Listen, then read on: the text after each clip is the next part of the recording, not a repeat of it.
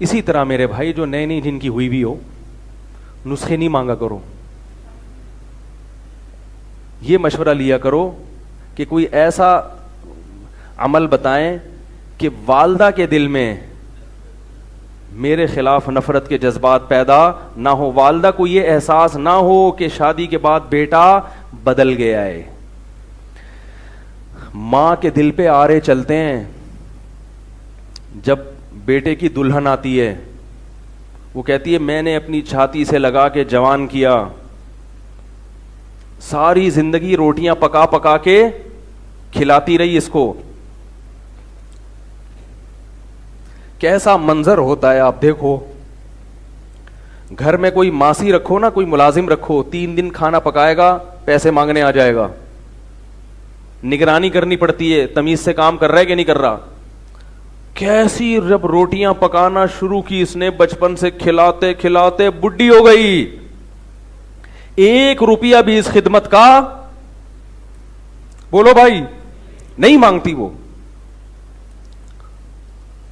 کیسے صبح صبح تیار کر کے بچوں کو اسکول بھیجتی ہیں, پھر فکر ہوتی ہے ٹائم پہ پہنچا یا نہیں پہنچا, ایک طویل عرصہ لگتا ہے اس میں, ٹوٹ کے محبت کرتی ہے. اسے پتا ہے کہ میری زندگی میں ایسی محبت یہ کسی اور کو نہیں دے گا, ایسی جذباتی. جب دلہن آتی ہے تو ماں کو یہ احساس ہوتا ہے کہ میں پرانی ہوں اور یہ کیا ہے, نہیں ہے. اس وقت اولاد کی ذمہ داری ہے کوئی ایسا عمل ماں کے سامنے نہ کریں جس سے ماں کو یہ احساس ہو کہ یہ بیٹا شادی کے بعد بولو بھائی بدل گیا ہے.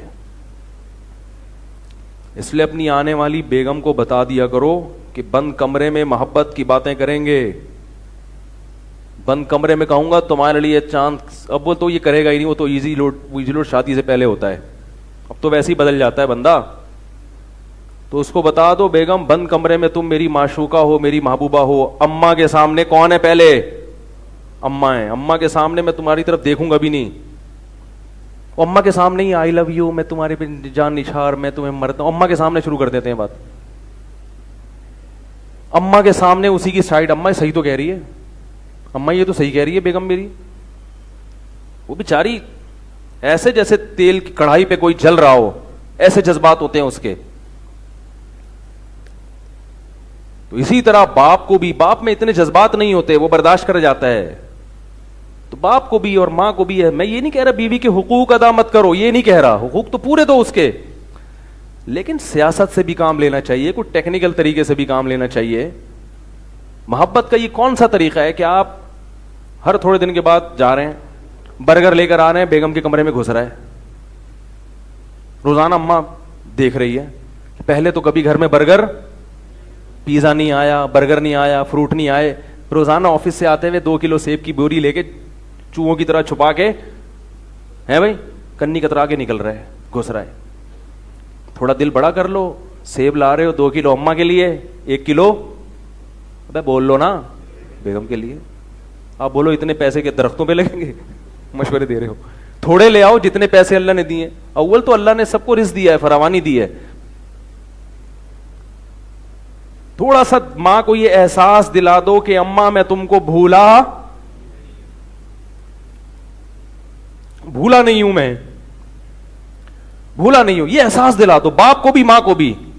تو اللہ نے والدین کو ایسا جگر دیا ہے کہ وہ خود آپ سے کہیں گے کہ بیٹا تھوڑا بیگم کو بھی ٹائم دے دیا کرو. ان کو یہ احساس دلاؤ کہ ہم بدلے نہیں ہیں, ہمارے دل میں جتنی محبت آپ کی پہلے تھی وہ محبت اب بڑھ گئی ہے, کم نہیں ہوئی ہے. یہ احساس دلانا پڑتا ہے.